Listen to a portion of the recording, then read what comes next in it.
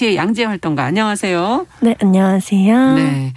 자, 내일이 스승의 날이라고 말씀을 드렸어요. 우리가 이제 학생들의 인권 얘기는 했는데 한번 스승의 날인 만큼 교권과 사제관계에 대해서도 한번 좀 얘기를 해볼까 합니다. 예전에 스승의 날에는 저희는 선물을 참 많이 드렸던 것 같아요. 뭐 이렇게 꽃도 뭐 카네이션 같은 것도 드렸고 네. 그다음에 뭐 이런 것도 좀 달아드리기도 하고 담임쌤한테는. 근데 또 사실 또 한켠에서는 선물과 촌지 때문에 또 문제가 되기도 했었던 기억도 있어요. 예. 요즘에는 아예 이제 그런 걸 못 하잖아요. 선물도 못 하죠. 네. 예. 학교 풍경과 이런 게 많이 달라졌을 것 같은데 두 분이 학교 다니실 때는 어땠나요? 뭐 저희도 학교 다닐 때 비슷했죠. 뭐 카네이션 달아드리고 교사에 대한 어떤 감사 이벤트를 반에서 꼭 해야 되고 그렇지 않은 그 교사가 되게 그날 담임쌤 삐지시잖아요. 맞아요. 그렇죠. 근데 제가 늘 고민했던 건 우리가 왜 꼭 늘 감사해야 하지? 감사하지 않은 선생님도 있는데 날 때렸던 나한테 뭐라고 말했던 선생님들 별로 안 감사한데? 라고 생각을 했던 게 기억이 많이 납니다. 그러네요. 속으로는 그런 생각 했었던 것도 같네. 그렇죠. 이지선 편집장께서는. 제가 초등학교 다닐 때 90년대 중반까지만 해도 스승의 날이면 학생들이 줄을 서가지고 선물을 조달을 했었어요. 선생님한테. 각자 선물을 부모님으로부터 진짜 받아와서. 그랬나요? 네네. 그렇게 해서 마치 왜 동물의 왕 맹수의 생일잔치에 온 동물들처럼. 조공을 바치는 것 네, 같은. 그렇죠. 그렇게 해서 제가 초등학교 3학년 때인데도 아직 기억이 나는 게 선생님 태도가 좀 변해서 제가 그때 10살이었는데도 내 선물이 마음에 안 드나라고 생각을 했던 기억이 나요. 그래서 그러면서 중고등학교 때도 학생들끼리 돈을 걷어서 선생님에게 선물을 마련하고. 그렇죠. 돈을 걷어서 저희는 그랬던 것 같아요. 네, 반장이 항상 얼마씩 걷어서 맞아요. 이제 케이크 같은 걸 마련을 하고 그게 약간 반끼리 경쟁적인 분위기가 되고 그래서 아까 양재 활동가 말씀하신 것처럼 학생들이 별로 안 좋아하는 폭력적인 선생님이 담임인 반 친구들을 저희가 과연 저 친구들은 어떻게 할까 관심 있게 보기도 하고 저희 때는 사실 그런 물질적인 선물을 굉장히 많이 했었고 2018년에 이제 그 청탁금지법이 생긴 이후에는 이런 풍경이 많이 사라졌죠. 네. 정말 최근에 이제 최근 분위기는 들어보신 적 있으세요? 최근에는 이제 코로나19 때문에 이런 게 다 온라인으로 전환이 되다 보니까 이제 뭐 편지 전달이라던가 아니면 온라인으로 이제 행사하면서 서로 인사하고 요 정도를 한다고 들었습니다. 네. 자, 그러면 선생님에 대한 기억을 한번 좀 떠올려보죠. 아까 양지혜 활동가께서는 나에게 때리기도 했던 선생님 얘기를 잠깐 해주셨는데 나쁜 선생님, 좋은 선생님 뭐 기억에 남으시는 분이 있는지. 아무튼 학교 생활을 하면서 학생들이 되게 많은 문제들을 겪었고 그 문제에 있어서 뭔가 내가 해결하겠어 나한테 권한을 맡겨라고 하는 교사보다는 뭔가 같이 비슷한 위치에서 고민하고 그냥 그 억울함을 이해해줬던 교사들이 더 많이 기억에 남았던 것 같아요. 제가 고등학교 3학년 때 교무실 청소 담당이었는데 학교 청소 담당 중에 그래서 교무실을 그냥 매일같이 쓰다가 어떤 교사분이 교사가 교무실을 쓰는데 왜 이거 학생이 청소하냐라고 물어봐 주신 거예요. 근데 저는 그거가 되게 의외였고 처음이었거든요. 근데 뭔가 그 이후에 뭐 엄청 많은 게 변했다거나 교무실을 안 청소하게 됐다거나 이런 건 아니었는데 그냥 그게 되게 불합리한 거고 내가 경험하는 불편함에 대해서 불편해도 되는구나라고 얘기해준 교사들이 있다는 게 많이 기억에 남는 것 같아요. 그렇군요. 그 선생님은 담임쌤은 아니셨고? 네, 그렇죠. 네. 이진송 편집장께서는? 저는 학교 선생님은 아니고 초등학교 1학년 때 피아노 학원 선생님이 기억이 나는데. 왜 학교 선생님이 아니고 그 많은 학교를 다니셨는데. 네, 굉장히 깊은 기억 중에 한 분은 제가 그 출석 스티커를 다 모으면 받을 수 있는 선물이 탐나서 제가 이제 어리니까 스티커를 훔쳐가지고 그걸 완성을 해간 거예요. 근데 출석 스티커는 티가 나잖아요. 날짜가 있으니까. 그렇죠. 근데 그걸 이해를 못할 만큼 어렸는데 선생님이 그걸 보시고도 아무 말 안 하고 저를 데려가시더니 출석 카드를 새로 만들어서 맞는 날짜만큼만 붙여서 돌려주시는 거예요. 그러니까 제가 뭔가 잘못했다는 걸 알면서도 야단도 안 치고 저한테 어떤 모욕감도 안 주고 저를 그냥 돌려보낸 거를 가끔 생각을 하면 저도 이제 나도 어린이들한테 좀 그런 마음을 헤아려야 되겠다라는 생각을 종종 해요. 그 선생님 진짜 대단하시네요. 네. 예. 그래서 그 억지로 붙인 거가 다 빠진 상태로 그렇죠. 다시 맞는 날짜를 받은 거예요. 거죠. 네. 리셋됐죠. 네. 자, 지금 선생님들 얘기를 하다 보니까 선생님들 입장에서는 지금 교권이 땅에 떨어졌다 이런 얘기들 많이 하시고 지금 입시 교육은 해야 되지. 애들 체벌 못하지. 지금 이렇게 이진성 편집장처럼 밖에 있는 학원 선생님 얘기하시는 분들도 많지. 말을 안 듣는다 이렇게 생각하시는 분들이 많으시거든요. 이 부분에 대해서는 어떻게 보십니까? 그러게요. 교권이 땅에 떨어졌다고 얘기할 때 우리는 어떤 교권을 생각하고 있을까라는 질문을 하고 싶어요. 어떤 교권? 네. 스승의 날이 어떻게 만들어졌는지 저도 잘 몰랐는데 이번에 새로 알게 된 사실이 있는데요. 1981년에 교사가 학생을 성폭력하고 유괴하고 살인하는 사건이 발생하고 그 이후에 교사에 대한 어떤 윤리적 논란들이 막 발생하기 시작한 거예요. 근데 그러고 나서 뭔가 교사의 권위가 학생들의 어떤 일상을 침해하는 문제들에 대한 고민들이 이어진 게 아니라 교육계, 교총 이런 데에서 실추된 교권을 회복해야 된다. 라고 이야기를 했고 그래서 정부에서도 1982년 교권 확립회가 설정이 되고 스승의 날이라는 게 나오게 된 거거든요. 아 그래요? 되게 놀라운 사실이죠. 우리가 지금 겪고 있는 스승의 날이라는 것이 이런 과정을 통해 원래 세종대왕의 그런 얘기가 그런 역사는 있는 것이지만 그런 역사들도 있지만 동시에 이런 역사들도 있는 거죠. 그랬을 때 사실은 이 교권이라는 것이 어떤 교사의 폭력을 성찰하지 않는 방식으로 사용될 때가 더 많지 않나. 이를테면 스쿨미투 등 교사의 잘못을 이야기할 때 교사한테 버르장머리 없다, 되바라졌다라거나 이게 교사의 권위를 침해하는 거다, 문제제기만으로. 이렇게 얘기하는 사람들이 정말 많고 그랬을 때 사실 교사가 학생에게 가지는 게 학생을 통제할 권리냐. 사실 그런 것들이 아니라 어떤 불합리한 통제, 오히려 교사가 교육 환경에서 보다 인간다운 대접을 받고 그들의 노동이 존중받을 수 있는 권리에 더 가깝다. 그래서 교권보다는 교사의 노동권. 이라고 부를 수도 있지 않을까라는 생각을 합니다. 네, 이진성 편집장께서는 어떻게 보세요? 저도 비슷한 맥락에서 생각을 하고 있는데요. 우선 저희가 경계해야 하는 게 이런 식의 좀 과거 미화라고도 생각을 해요. 그래서 교권이 땅에 떨어졌다라는 말을 할 때 그 기준이 뭔지, 교권이 그럼 어디에 있어야 하는지, 교권이 떨어지지 않았다고 말하는 시절에 교육 현장은 어땠는지, 그러니까 교사가 학생을 때리고도 학생이 문제 제기하지 않고 그거를 사랑의 매로 받아 넘기고 아이스크림 하나 사주면 웃으면서 헤어지는 이런 시절의 미담으로 기억하면서 그거를 교권이라고 해석하고 있지는 않은지. 사실 교권이라는 거는 그 교사가 학생들이 그 양질의 수업을 안전하게 제공할 수 있는 권한을 보장받을 수 있는가, 학생들이 안전하게 잘 배울 수 있는 권리가 보장받고 있는가, 여기에 포커스를 맞춰야 하는 것이지, 교권이 땅에 떨어졌다라는 말을 하면서 섣불리 이제 과거에는 어떤 교사의 침범할 수 없는 권위가 존재했고 존중되었던 것처럼 말하는 거는 좀 위험한 발상이 아닌가라고 생각을 합니다. 네.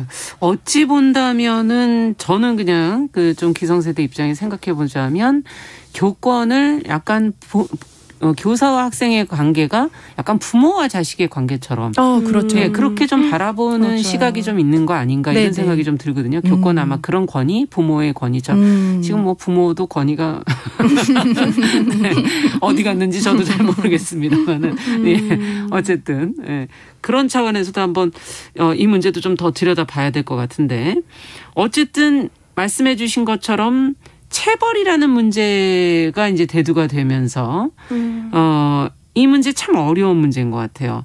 학생들에게 좀 엄하게 해야 할 때도 있기는 있거든요. 무조건 그냥 좋게만 대할 수 없는 부분.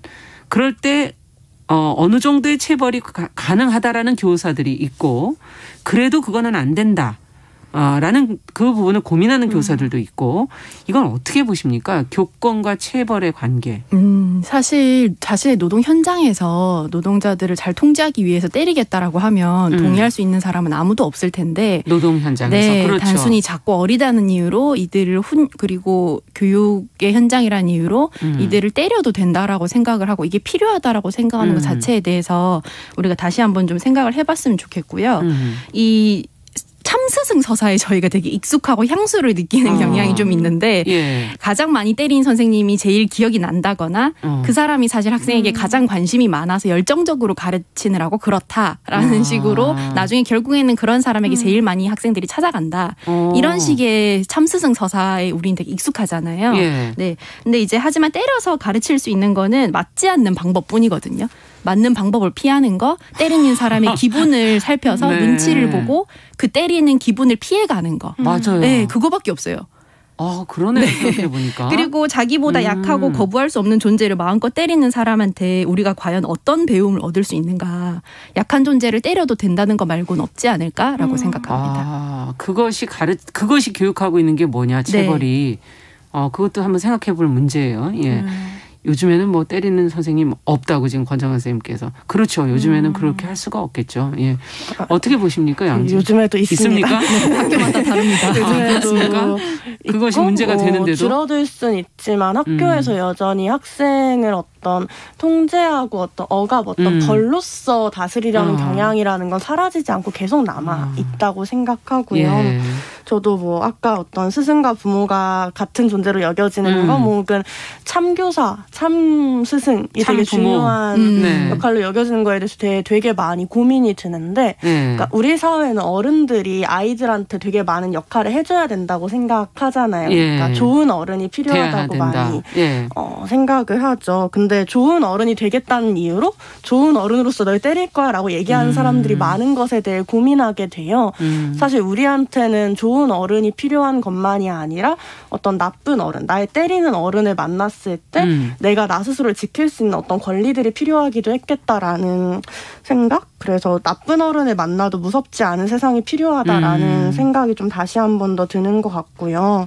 사실은 누가 누구를 벌 주는데 너무 익숙해진 학교 문화에 대한 고민이 들어요. 학생들이 많은 어떤 문제를 일으킬 수는 있다고 생각하는데 그게 누가 누구를 벌 주는, 혹은 교사가 학생을 벌 주는 방식이 아니라 학교에서 함께 무엇을 지켜야 하는지 약속하고 결정해 나가는 과정이 더 필요하다 생각하거든요. 네. 지금의 학교 교칙들 학생들이 동의해서 만들었나 정말?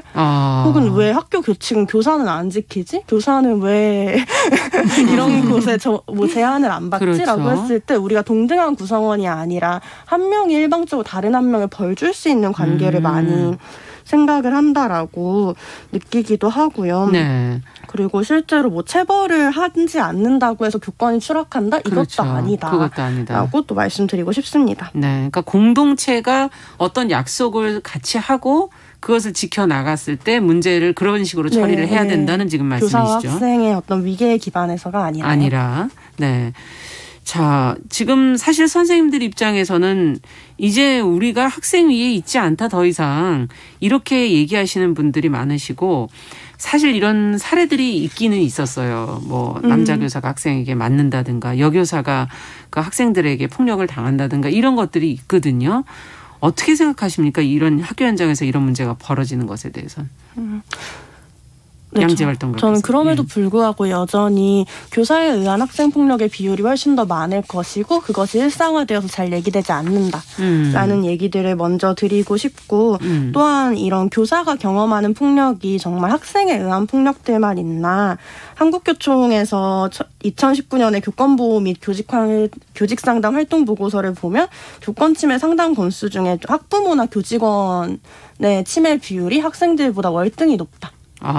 그래서 사실은 좀 이런 부분들에 있어서 소수 사례가 너무 과대대표화되는 경향을 먼저 지적을 하고 싶고요. 예. 또 한편으로는 교사가 경험하는 폭력 역시도 학생들 내부에서 발생하는 폭력과 무관하지 않아서 좀 물리적 힘이나 성별, 경제적 지위에 따른 차별들로 폭력을 경험하는 경우들이 많다라고 생각해요. 네. 그러니까 이를테면 여교사가 경험하는 폭력의 경우에는 사실은 여성이기 때문에 경험하는 경우가 훨씬 더 그렇죠. 많은 부분이 있는 거죠. 네. 그래서 사실은 이런 부분에서 우리가 배워야 하는 건 다른 이의 인권이 보장되지 않을 때 나의 인권이 보장되지 않고 학교에서 여성이나 보다 목소리가 작은 사람이나 보다 부드러운 사람들도 존중받을 수 있는 문화를 만들어야 된다라고 생각합니다. 네. 그렇군요. 어쨌든 그 누구도 지금 학교라는 그 현장 안에서 그 폭력적인 분위기에 계속 서로 영향을 주고받게 된다. 이진성 편집장께서는 어떻게 보세요? 네. 일단은 그 정교조가 지난해 전국 유치원과 초중고 교사 대상으로 조사를 한 교육 활동 중에 느낀 고충에 대한 설문조사에서 약 41%가 학생의 폭언과 폭행, 38.2%가 학부모의 상습적 민원과 폭언, 폭행을 고충으로 꼽았어요. 이게 이제 사실 현장에서 굉장히 빈번한 일이기도 한데 네. 이거는 사실 어떤 의미에서는 학교나 교육청이 교사를 좀 방관하고 있는 상황에서 벌어지는 문제이기도 하거든요. 네. 또 학생에 의한 여교사 성폭력 문제는 사실 굉장히 뿌리가 깊어서 교권 침해 얘기가 나오는 요즘에만 문제가 되는 게 아니라 옛날 영화나 드라마 보면 기억나실 텐데 신발에 거울 올려서 선생님이 지나가는 치마 밑에 들이밀거나 하는 장면을 굉장히 학창시절의 재미있는 에피소드처럼 다루는 장면들을 종종 볼 수 있어요. 여교사를 성적으로 희롱하는 게 남성사의 오랜 놀이문화 취급을 받은 거죠. 그러다 보니까 이제 이게 마치 교권 침해 때문에 벌어졌다기보다는 양재활동가가 말씀하신 것처럼 언제나 문제다. 약자에 대한 폭력이 있어 왔는데 이제는 굉장히 이 층위가 다양해지면서 예를 들면 학생이 교사를 상대로 가해를 할 때는 이 사람에게 어떻게 했을 때 내가 좀 더 크게 제지를 받지 않을 것이다라는 확신이 있을 때 하는 대상 중에 한 명이 된 거죠, 교사가. 네, 그렇기 때문에 이거는 교권 침해의 맥락보다는 우리 사회가 이제 약자에 대한 폭력을 어떻게 교육하고 있는가의 관점에서 크게 접근해야 된다고 생각합니다. 네. 자, 그렇다면 어떻게 해야 될까? 지금 이제 앞서 교사가 이제 학생의 인권을 반대로 침해하거나 성폭력을 저질러서 스쿨 미투 뭐 이런 것에 고발 대상이 됐을 때 이거를 교권 침해로 생각하는 사람들이 있다 이런 말씀을 해 주셨었는데 이거는 또 지금까지 얘기한 교사들의 어려움하고는 또 다른 문제 아닌가요? 어떻게 봐야 되나요, 이 문제는? 스쿨미투 이후에 교육계에서 되게 많이 나왔던 말은 무서워서 수업을 하겠냐. 사실은 그러니까. 이런 교육적 지도조차 성폭력으로 용인된다. 이런 식의 주장이었어요. 네. 그런데 사실 스쿨미투 운동이 고발했던 것은 사소한 농담일지라도 어떤 성폭력적 언행이 될 수 있고 사실 그런 성폭력적 언행을 농담으로 치부했던 학교 문화라는 거라고 생각을 하거든요. 네. 그래서 사실 이러한 주장들, 이게 교육적 지도 차원이지 농담이었지 이런 말들 자체가 교사와 학생이 상호적 관계가 아니었고 학생의 동의를 구하지 않은 방식의 어떤 교육이나 접촉들이 얼마나 많았나 좀 성찰할 수 있는 지점이라고 생각을 하고 되게 아까 말했던 어떤 교사에 대한 그러니까 교육적인 지도자들이 학생들을 쉽게 만지거나 이렇게 등을 두드리거나 이럴 수 있다는 인식에서 좀 벗어나서 학생과 교사의 좀 동등한 그리고 개별적인 존재로 바라보는 시각들이 너무도 필요하다라고 얘기할 수 있을 것 같습니다. 네. 이게 앞서 우리끼리 얘기했지만 부모와 자녀처럼 스승과 제자를 바라보니까 지금 이런 동등하거나 개별적인 이런 부분들이 조금 더 흐려져 있었던 거 아닌가 그런 생각도 들기도 하고 이진성 편집장께서는 어떻게 보세요? 네. 아무래도 스승의 그림자도 밟지 않는다는 말이 있는 유교 사회에서 아직도 어른이니까 선생님이니까 이렇게 참는 사람도 역시 굉장히 많아요. 근데 분명히 해야 할 것은 교권을 침해한 것은 이 피해를 고발한 학생들이 아니라 자신의 교사라는 권력을 이용해서 성폭력을 저지른 가해 교사예요. 그래서 오히려 이 사람을 고발을 해서 자격 없는 이들에게서 교사직을 박탈하는 것이야말로 교권을 지키는 일이라고 생각을 좀 바꿔야 될 것 같습니다. 문제를 제기한 사람에게 문제의 원인을 돌리는 게 아니라 그 문제를 저지른 사람에게 그걸 너무 포커스를 맞추는 일반화하지 것. 말고 네. 그 문제의 당사자에게 책임을 돌리는 게 예. 필요한 거죠. 네. 양재 활동가에서는 더 하실 말씀 있어요? 네. 관련해서 여전히 스쿨미투 운동이 이어지고 있고 요즘에는 또 가해교사들에 대한 재판들이 이어지고 있는데 재판장에서도 똑같은 말씀하세요. 되게 이제 수십 년간 교육에 헌신한 교사가 이제 사소한 말 한마디로 어쩌고 이런 얘기 하시거든요. 그랬을 때 교육적인 지도라는 게 그런 게 아님을 사회적으로 더 많이 외쳐주시고 연대해 주시면 좋을 것 같습니다. 네. 과연 교육이라는 게 무엇인가라는 근본적인 질문을 계속 지금 되돌아가면서 하게 되는 그런 얘기인 것 같은데요. 어쨌든 교사도 한 명의 노동자라고 볼 수도 있고 또 고용 상황이 또 이 고용 상황이 어떠냐에 따라서 또 그 교권이 어떻게 위치하느냐도 또 달라지지 않을까 하는 생각도 들고 또 학생, 학부모, 학교 내 구성원들 관계 속에서도 또 만들어지는 부분도 있고 지금 앞서 제가 노동자라고 말씀드린 이유가 비정규직도 있고 기간제도 있고 정교사도 있고 이 부분에서 사실 조금씩 다 다르게 다가오지 않습니까? 어떻게 보세요? 네, 아무래도 이것과 교권의 문제. 네, 그렇죠. 이런 기간제나 비정규직 같은 어떤 불안정한 어떤 노동의 구조 자체가 교사가 학교에서 존중받기 어려운 환경들을 많이 만든다라고 생각을 해요. 그래서 뭐 학교의 관료제 자체가 되게 승진으로 서로 경쟁하게 하는 문화, 사실 회사 문화들이랑 되게 비슷한 부분들이 있고, 교사라는 네. 직업이 그리고 학교의 의사결정 구조도 교장이 압도적인 권한을 가지고 있고 교육 자체보다는 학교를 잘 유지하고 보수하냐에 조금 더 관심이 많을 수밖에 없고, 교장으로 가기 위한 어떤 승진의 루트를 되게 성실하게 밟아야 되는 상황들이 분명히 있다라고 생각하고, 그래서 제대로 된 교육을 고민하는 많은 교사들에게 학교는 좀 답답한 공간일 수밖에 없고, 네. 특히나 뭐 기간제와 같이 비정규직으로 일하는 교사들의 경우 언제 잘릴지 모르는 그렇죠. 부당함을 말하기 어려운 환경들, 언제 대체될 수 있는 환경들이 굉장히 많은데요.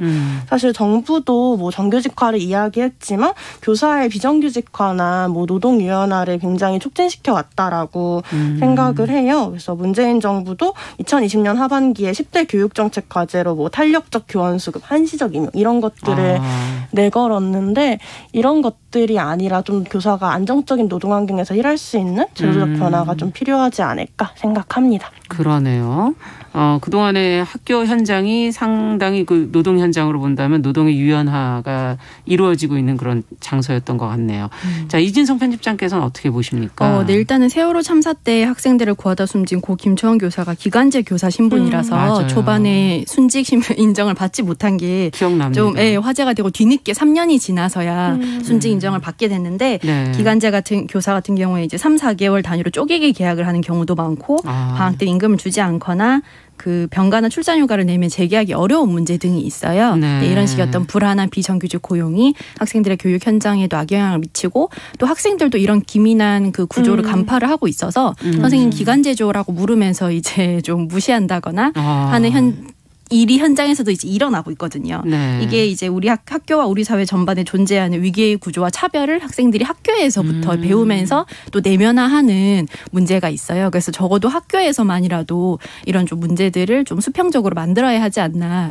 그런 생각을 합니다. 그러네요. 지금 우리 사회의 모습의 한 단면이 사실은 그 안에 이제 들어가 네. 있는 것인데 학교라는 공간은 그럼 어떻게 만들어야 될까요? 지금 말씀을 들어보면 승진을 위해서 어떤 기업처럼 막 하시기도 하고, 어떤 공간으로 만들어야지 우리가 될지 끝으로 마지막 질문으로 제가 두 분께 드리고 싶습니다. 네, 양재 활동가. 학교를 생각하면 참 변화를 두려워하는 가장 오랫동안 바뀌지 않는 공간이라는 생각이 드는데요. 이러한 공간에서 개개인이 좋은 학생 혹은 좋은 교사가 되어야 한다라는 건 이제 무의미하다라고 생각해요. 이제 이렇게 막 고강도의 학습 노동이나 일방적인 주입식 교육 속에서 좋은 학생이 되는 게 너무너무 힘들었던 기억이 전 개인적으로 있고, 또 어떤 관료제와 경쟁을 부추기는 혹은 어떤 고용차별이 존재하는 학교 속에서 개개인이 좋은 교사로서 교육을 하기도 참 어렵죠. 힘들다. 그래서 우리가 변화를 두려워하지 않고 학교의 기존의 원칙들에 대해 다시 질문할 수 있는, 토론할 수 있는 민주적인 학교, 평등한 학교, 역동적인 학교가 좀 더 필요하지 않을까 생각을 합니다. 네. 네. 이진성 편집장. 저는 전반적으로는 좀 우리가 산뜻하게 인식 전환을 할 필요가 있다고 생각을 하는데요. 아까 말씀하셨듯이 좋은 스승, 좋은 제자 같은 좀 추상적이고 굉장히 낭만화되어 있는 이런 사제관계라는 도식을 좀 해체를 하고, 좀 삭막하게 느껴질지라도 교육 노동자와 학생의 관계로 접근을 해서 그 과정에서 친밀감이 생기거나 하는 거는 개인의 서사거든요. 그 사람들의 역량이고 그 사람들의 관계에 따라 발생하거나 말거나 필수는 아닌 거죠. 그렇죠. 그래서 이런 교사에게 일방적인 노동 기준을 뛰어넘는 의무를 요구하는 것도, 학생에게 무리한 존경을 요구하는 것도 이제는 그만두어야 할 때라고 봅니다. 네. 두 분 다 공통되게 얘기하시는 건 변화군요. 네. 변화가 필요한 시점인 것 같네요. 자, 오늘 말씀은 여기까지 듣도록 하겠습니다. 말씀 잘 들었습니다. 감사합니다. 감사합니다. 감사합니다. 네, 주간 똑똑똑, 오늘은 스승의 날을 앞두고서 저희가 달라진 사제관계 교권에 대한 이야기 나눠봤습니다. 청소년 페미니스트 네트워크 위티의 양재 활동가 기간올레 이진성 편집장과 함께했습니다. 자, 정용실의 뉴스 브런치 듣고 계신 지금 시각 10시 32분이고요. 라디오 정보센터 뉴스 듣고 오죠.